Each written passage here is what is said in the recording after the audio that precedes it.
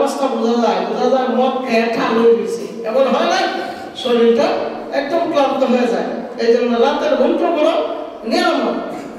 তো মুমিন বান্দা যদি ঘুমায় তাও আল্লাহ তাআলা এই ঘুমটাকে ইবাদতের হিসাবে আল্লাহ তাআলা তার আমলনামায় উঠায় দেন। সুবহানাল্লাহ।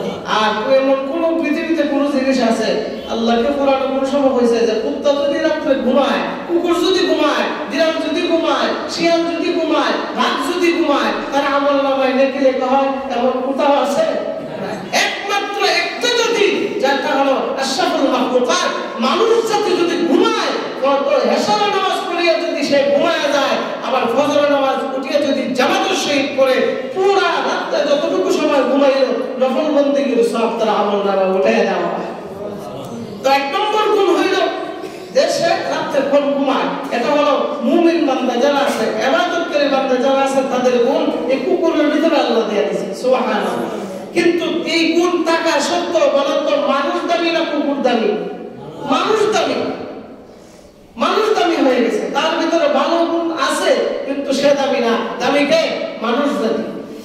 নম্বর 2, যে সে না খেয়ে প্রভুর দরজায় পড়ে থাকে, যে সে খাইলো কি না খাইলো এটা এত চিন্তা না, মালিকে যদি দেয় তো খাইলো, আর না খাইলো এত কোনো চিন্তা নাই, সে মালিকের দরজায় পড়ে থাকে। আর আমাদের সমাজে বলেন তো, যদি একটু 1000 টাকার থেকে যদি 100 টাকা কম দেয়, কি মনে করে? একবারে মার্ডারের পর্যায়ে চলে যায়। আর কুকুরের ভিতরে আল্লাহ তাআলা এত ধৈর্য শক্তি দিয়ে দিছে, এত ধৈর্য দিয়ে দিছে যে মালিকে যদি দেয় তো খাইলো, আর না খাইলে ওই কুকুরটা সারা রাত উপবাস অবস্থা কাটাবে দেয়। সুবহানাল্লাহ। এটা হলো ধৈর্য ধারণ করার যে বান্দাগুলো আছে, এই বান্দাগুলোর গুণটা কুকুরের ভিতরে। এই গুণটা যদি আপনি আমাদের ভিতরে, এই ধৈর্য ধারণের এই গুণটা যদি ভিতরে ঢুকায় দেয়, তো কোনো মানুষ আপনাকে আক্রমণ করতে আইলো পাল্টা কোনো আক্রমণ পাবে না, আর না পাওয়ার কারণে সে বড় দামি হয়ে যাবে। সুবহানাল্লাহ। কারণ অহংকারে বেশি ভালো নয়। মান তাওয়াযা লিল্লাহি রাফাআহুল্লাহ। যে বিনয়ী ভাবে চলাফেরা করে তার ইজ্জত সম্মান বাড়ায় কে দেয়? আল্লাহ বাড়ায় দেয়। আর ওমান তাকাব্বারা ওয়াজহুল্লাহ, আর যে বাহাদুরি করে, তাকাব্বুরি করিয়া চলে, তাকে আল্লাহ তাআলা লাঞ্ছনা বঞ্চনা করিয়া রাস্তায় নামায় দেয়। বলেন নাউযুবিল্লাহ। এটা হলো, এই গুণটা হলো ধৈর্য ধারণ করানোওয়ালা ব্যক্তি যারা আছে এদের গুণ। 3 নম্বর গুণ। 3 নম্বর হলো যে কুকুরের কোনো বাড়িঘর নাই। কুকুরের কোনো বাড়িঘর নাই। নির্ধারিত কোন কুকুরের বাড়িঘর আছে? বাড়িঘর নাই। আমরাও ঠিক একই পথের যাত্রী, আমাদের কোনো স্থায়ী কোনো বাড়িঘর নাই। একটাই আছে, তার নাম হলো জান্নাত। সুবহানাল্লাহ। তার নাম কি? জান্নাত। দুনিয়াটা চিরস্থায়ী নাই ভাই, চিরস্থায়ী নয়। এটা আপনি কিছুদিনের মুসাফিরের জন্য আসছেন। যে বিল্ডিংটা আপনি তৈরি গেছেন, বিল্ডিংটা জায়গাতেই পড়ে থাকবে। যে বাড়িটা আপনি কিনছেন সেই বাড়িটা জায়গাতেই থাকবে। যে গাড়িটা আপনি কিনছেন ওই গাড়িটা জায়গাতে তাইটা নষ্ট হবে। কিন্তু আপনার সাথে এই গাড়িটা, বাড়িটা, ঘরটা আপনার সাথে কি যাবে? যাবে না। অথচ এই গাড়িটা কিনতে, বাড়িটা বানাইতে, ঘরটা বানাইতে, জায়গাটা কিনতে আপনার মাথার নাম পায়ে ফালানো লাগছে কি লাগছে না? লাগছে। কিন্তু শেষ বেলায় কোনো কাজে নেই। এই জন্য কুকুরের বাড়িঘর নাই, তার মানে আমাদেরও বাড়িঘর নাই। আমাদের বাড়ি স্থায়ী কোনো ঠিকানা নাই। স্থায়ী ঠিকানা একটাই আছে, জান্নাত। যেটা থেকে আমরা আসছি, কিছুদিন মুসাফিরে হালাতে জিন্দেগি কাটাইয়া আবার চলে যাব। 4 নম্বর হলো, 4 নম্বর যে গুণটা আল্লাহ তাআলা কুকুরের ভিতরে দিয়েছে, যে একটু জায়গা পেলে যেখানে সেখানে ঘুমায় যায়। তার কোনো নির্ধারিত স্থান নাই, যেখানে আছে সেখানেই ঘুমায় যায়। অর্থাৎ ঘুমাইলেই, বসলেই তার ঘুম চলে আসে। এটা হলো বিনয়ী বাপ। এটা কিসের বাপ? বিনয়ী বাপ। তার ভিতরে কোনো অহংকার নাই, তার ভিতরে কোনো তাকাব্বুরি নাই। আরে ভাই, কি নিয়ে তাকাব্বুরি করবো? আর তাকাব্বুরি করবো কিভাবে? আমি যত বড় টাকার মালিক হই না কেন, আমার তাকাব্বুরি করা কাঁধে। তাকাব্বুরি করা মানায়? আমাদের মানায়? বলে না কেন মানায় কি? আমাদের মানায় না। কারণ আমরা দুনিয়াতে সব ফকির নি। সুবহানাল্লাহ। সব কি ফকির? একজন ধনী, উনি কে? আল্লাহ। বলেন কে? আল্লাহ হলেন ধনী, আমরা হলাম ফকির। পৃথিবীতে যত কোটি কোটি টাকার মালিক হোক না কেন, সেও আল্লাহর দরবারে হাত তুলে, যত গরিব হোক সেও আল্লাহর দরবারে হাত তোলে। সুবহানাল্লাহ। সুতরাং বাহাদুরি করবেন কি নিয়ে? কি নিয়ে বাহাদুরি করবেন? যে যা নিয়ে বাহাদুরি করবেন ওইটা আপনার কবর পর্যন্ত যাবে না। এই জন্যই বাহাদুরি একটা নিয়ে করতে পারেন হাসরের ময়দানে, সেটা আপনার বাহাদুরি করা লাগবে না। আমলের চাকাটা, আমলের বইটাকে মজবুত করেন, দেখবেন হাসরের ময়দানে আপনি যখন উঠবেন আপনার চেহারা এমনি নামাজের নূরে নূরান্বিত হয়ে থাকবে। সুবহানাল্লাহ। হাদিসের মধ্যে আসছে কোন বান্দা যখন খাস নামাজি হয়, কোন আল্লাহওয়ালা যখন হয়, তখন সে হাসরের ময়দানে ওই রকম ভাবে উঠবে। যদি সে সিজদারত অবস্থায় মারা যায়, সিজদারত অবস্থায় উঠবে। যদি হাঁটা অবস্থায় মারা যায়, হাঁটতে হাঁটতে উঠবে। যদি ঘুমন্ত অবস্থায় মারা যায়, ঘুমন্ত অবস্থায় উঠবে। আর যদি কোনো আল্লাহর বান্দা যদি নামাজের হালতে যদি মারা যায়, তো হাসরের ময়দানে যখন নামাজের হালতে যখন উঠবে, তখন তাদের চেহারার মধ্যে আল্লাহর কুদরতি নূরের লাইট ঝলমল করতে থাকবে। সুবহানাল্লাহ। ঝলমল করতে থাকবে। এই জন্য এটা হলো বিনয়ী বাপ, যে যেখানে সেখানে বসলেই তার ঘুম চলে আসে, তার কোনো জায়গাতে নির্ধারিত নাই। দেখবেন অনেক কুকুর রাস্তার মধ্যে ঘুমায় থাকে, আছে না? হ্যাঁ, যেখানে সেখানে তার ঘুম চলে আসে।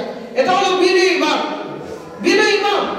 এই জন্য আল্লাহ তাআলা কোরআনের মধ্যে বলছেন যে ওয়া ইবাদুর রহমানিল্লাযীনা ইয়ামশুনা আলাল আরদি হাওলা ওয়া ইযা খাতাবাহুমুল জাহিলুনা ক্বালু সালামা। যে আল্লাহর মহব্বতের বান্দারা যারা আছে তারা বিনয়ের সাথে চলাফেরা করে। কেউ যদি তাদেরকে বেইজ্জতি করতে চায়, অসম্মান করতে চায়, তখন সে আস্তে করে আসসালামু আলাইকুম করে সামনে আগায় যায়। সুবহানাল্লাহ। 5 নম্বর হলো বিস্তর থেকে তাড়িয়ে দিলে সে অন্য জায়গায় গিয়ে ঘুমিয়ে বসে। সে এক জায়গায় ঘুমিয়ে আছে, ওই জায়গা থেকে যদি তাকে তাড়া দেয়, তাড়া দিলে পরে আর কোনো প্রতিবাদ করে না, ওইটা অন্য জায়গায় গিয়ে চলে যায়।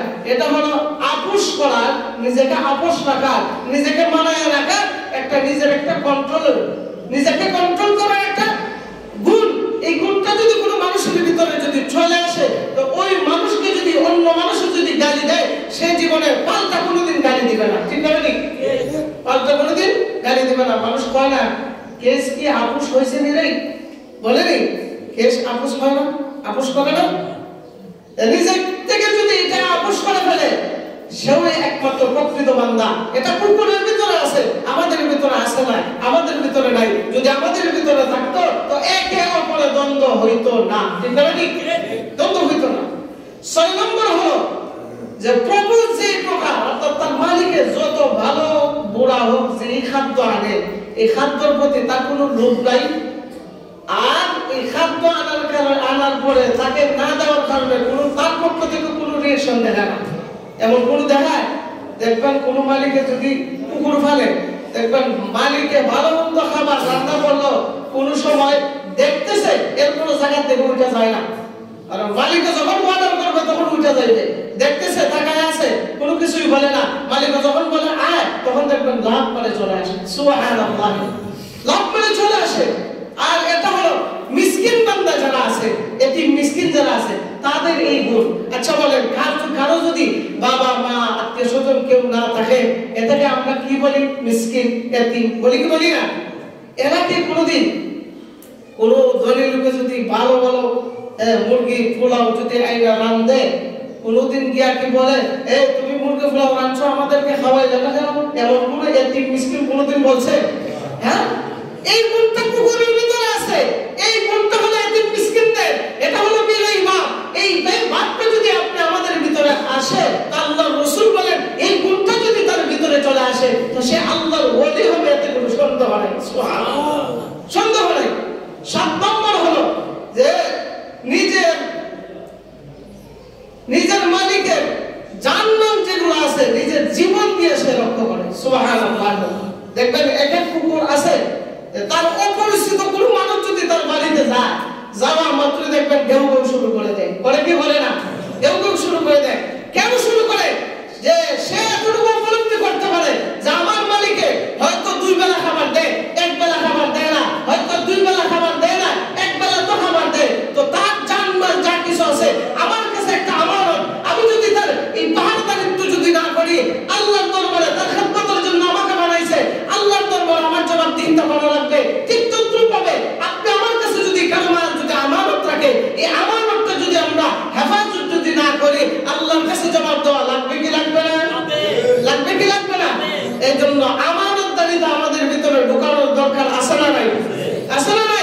এই আমানতদারিতা যদি আমাদের ভিতরে যদি ঢুকে যায় তো আল্লাহর রাসূল বলে ওই বান্দাটা আল্লাহর ওলি হবে। সুবহানাল্লাহ। নম্বর 8, যে কুকুরকে মারপিট করলেও সরতে চায় না। মালিকা যখন মারপিট করে, অনেক সময় ছোট বাচ্চারা দেখছি খানে দুইটা মশলা, এরপরে ঠেঙ্গো ধরে টানে, লেসো ধরে টানে, কিন্তু কুকুরে দুটো কিছুই করে না। কেন করে না? তার এতটুকু আত্মবিশ্বাস আছে যে সে আমার মালিক, সে আমাকে জানে মারবে না। ঠিক তদ্রুপভাবে আপনি আমাদের ওই রকম ভাবে আল্লাহর উপর তাওয়াক্কুল রাখতে হবে যে ওমাই ইয়াত্তাকিল্লাহা ইয়াজআল লাহু মাখরাজা ওয়া ইয়ারযুকুহু মিন হাইথু লা ইয়াহতাসিব। আমি আল্লাহর উপর হয়ে গিয়া আমি রিজিক সন্ধানে বের হয়েছি, আল্লাহ আমাকে ব্যবস্থা করে দিবেন। আমি রাস্তা থেকে ঘর থেকে বের হয়ে গেলাম, বিসমিল্লাহি তাওয়াক্কালতু আলাল্লাহ, বের হয়ে গেলাম, আল্লাহ রিজিকের সন্ধান দিয়ে দিবেন, আমি বের হয়ে গেলাম। এই যে তাওয়াক্কুল, এই আত্মবিশ্বাস আর মর্যাদা যদি কারো অন্তরের ভিতরে রাখে, আল্লাহ বলেন তোমার রিজিক, তোমার সম্মান, তোমার শান্তি কোথা থেকে আসবে? এটা আমি আল্লাহর চিন্তা, তোমার কোনো চিন্তা না। সুবহানাল্লাহ। এটা কুকুরের ভিতরে আছে। এই গুণটা যদি আমাদের ভিতরে আসে, আল্লাহর উপর তাওয়াক্কুল আসে, আল্লাহর প্রতি এই আত্মবিশ্বাস যদি থাকে, তো ওই বান্দাটা আল্লাহর ওলি হইতে বেশি দেরি হয় না। সুবহানাল্লাহ। 9 নম্বর হলো তাড়িয়ে দিল, পুনরায় সে আবার চলে আসে। ডাক দিলেই যদি মালিককে মারে, মারার পর সীমিত সময়ের জন্য তার শরীরে আঘাত পাইছে, আঘাত পাওয়ার কারণে একটু ব্যথা করতেছে, তখন সে জায়গা থেকে একটু সরে যায়, সরে গিয়ে দূরে দাঁড়ায় থাকে। আবার যখন মালিককে ডাক দিয়ে দেয়, তখন আর দেরি করে না, আবার মালিকের কাছে চলে আসে। সুবহানাল্লাহ। ঠিক কিন্তু তদ্রুপভাবে আমরা গুনাহ করি কি করি না বলেন তো? জোরে বলেন না কেন? গুনাহ ছাড়া কোনো মানুষ আছে? আমি জীবনে বলতে পারবো আমি মাসুম বেগুনাহগার? বলতে পারবো? গুনাহ ছাড়া কোনো মানুষ নাই। মাঝে মাঝে তো এমনও উপলব্ধি হয় যে আল্লাহ আমি গুনার কাজটা করে ফেলেছি, আল্লাহ জানে আমাকে মাফ করবেন কিনা, হে আল্লাহ তুমি জানো। অথচ আল্লাহ তাআলা বলেন, ও বান্দা তুমি যখন গুনার কাজ করার জন্য যখন তুমি সামনে আগে যাও, তো আমি আল্লাহ পেছন থেকে ডাকি, ইয়া আইয়ুহাল ইনসান মা গাররাকা বিরাব্বিকাল কারীম। আল্লাহ তাআলা বলেন, হে লোক সকল, আরে বান্দা তুই কোথা থেকে যাইতেছস, কোন দিকে যাইতেছস, গুনাহ করতে যাইতেছস। ইয়া আইয়ুহাল ইনসান, হে লোক সকল, মা গাররাকা বিরাব্বিকাল কারীম, আমি রবকে তোকে কে বুলাই দিল রে বান্দা? আয় রে বান্দা আয়, আমার কাছে আয়, আয় তুই গুনাহ কাজ করছস, অসুবিধা নাই, আমার কাছে একনিষ্ঠতার সাথে তওবা কর রে বান্দা। আমি আল্লাহ এত বেদয়ালু, আমি আল্লাহর কাছে একনিষ্ঠতার সাথে তওবা করে দেখ, আমি আল্লাহ তোকে মাফ করে দেব। সুবহানাল্লাহ। অর্থাৎ যে কোন বান্দা যদি ভুল করে ফেলে, ভুল করার পরেও কিছুটা সীমিত সময়ের জন্য আল্লাহর কাছে কান্নাকাটি করেন, আপনার কান্নাকাটি করা দেখিয়া আল্লাহর রাসূলের হাদিসের মধ্যে বলে, কোন গুনাহগার বান্দা যদি একনিষ্ঠতার সাথে যদি তওবা করে যদি আল্লাহর কাছে মাফ চায়, তো তার চোখের পানি নাকের গলায় আসার আগে আল্লাহ মাফ করে দেন। সুবহানাল্লাহ। তো আমরা তো এত নৈরাশ হওয়ার কোনো কিছু দরকার নাই, কারণ গুনাহ করে ফেলেছি, এটা তো আর স্বেচ্ছায় করি না, শয়তান আমাদেরকে করাইছে। তো আল্লাহ যদি মাফ করার জন্য এত রেডি হয়ে থাকে, আমরা মাফ চাইতে ইচ্ছুক আছি তো ইনশাআল্লাহ? আল্লাহর কাছে মাফ চাবো তো ইনশাআল্লাহ? ওই সময় আল্লাহ বলবেন, তোমাকে তো মাফ চাওয়ার জন্য মৃত্যু মুমূর্ষ হওয়ার আগ পর্যন্ত আমি তওবা করার চান্স দিয়ে দিছিলাম, ওই সময় তওবা করলা না কেন? ওই সময় জবাব কি দিবেন? সুবহানাল্লাহ। এই 9 নম্বর গুণ এটাই। আর 10 নম্বর গুণ হলো যে কোনো বাড়ি ছেড়ে গেলে আর কখনো এই কুকুর ফিরে আসে না। আমার চোখে দেখছি যে একটা কুকুর 12 বছর যাবত একজনের বাড়িতে থাকছে, থাকার পরে একদিন যে কি একটা কাজজানি করছে, করার পরে মালিকে কি করে, যখনই আসে তখনই এটাকে দৌড়ানি দেয়, তখন এটাকে মারার পরে এইভাবে সারাদিন দৌড়ানি দিছে। সন্ধ্যাবেলায় যে ঘর থেকে বের হয়েছে আর কখনো আর ফিরে আসে না। সুবহানাল্লাহ। আর কখনো ফিরে আসে নাই। এটাই মেসেজ দিতেছে আমাদেরকে যে ও বান্দা, তুমি মনে করতেছো যে তোমাকে মাফ করব না, এই কথা বলিয়া তুমি এমন এক গুনাহ কাজ কইরা ফেলাইছো, যেই গুনাহ কাজ করতে করতে এমন পর্যায়ে হয়ে গেছে তুমি আর মুসলমান না, তুমি বেঈমান হয়ে গেছো, শিরক করে ফেলেছো। তো আল্লাহ তাআলা আগেই মেসেজ দিয়ে দিয়েছেন, সব গুনাহ মাফ করব, কোনদিন শিরকের গুনাহ মাফ করব না। বলেন নাউযুবিল্লাহ। এইজন্য আমরা শিরক থেকে বিরত থাকবো তো ইনশাআল্লাহ। এই 10টা গুণ কুকুরের ভিতরে। কুকুর একটা নিকৃষ্ট প্রাণী, সে কখনো পবিত্র প্রাণী না, কিন্তু নিকৃষ্ট প্রাণী হওয়ার পরও তার ভিতরে আল্লাহ তাআলা 10টা ভালো গুণ দিয়ে দিয়েছেন। আল্লাহর রাসূল বলে কেউ যদি এই কুকুরের 10টা ভালো গুণ তার ভিতরে ঢুকায় নেয়, তো আল্লাহর কসম একবার, আল্লাহর কসম দুইবার, আল্লাহর কসম তিনবার, ওই বান্দা কখনো গুনাহ কাজ করতে পারে না। আর যেই বান্দা গুনাহ করে না, ওই বান্দা আল্লাহর মাকবুল বান্দা। যেই বান্দা আল্লাহর মাকবুল বান্দা, বিনা হিসাবে আল্লাহর জান্নাতি। সুবহানাল্লাহ। এইজন্য আমরা গুনাহ থেকে বেঁচে থাকবো তো ইনশাআল্লাহ। যে গুণগুলো বললাম, এই গুণগুলো আমরা অর্জন করবো তো ইনশাআল্লাহ। আল্লাহ তাআলা আমাদের সবাইকে এই কথার উপর আমল করার তৌফিক দান করুন। সবাই বলি আমিন। ওয়া আখিরু দাওয়ানা আলহামদুলিল্লাহি রাব্বিল আলামিন।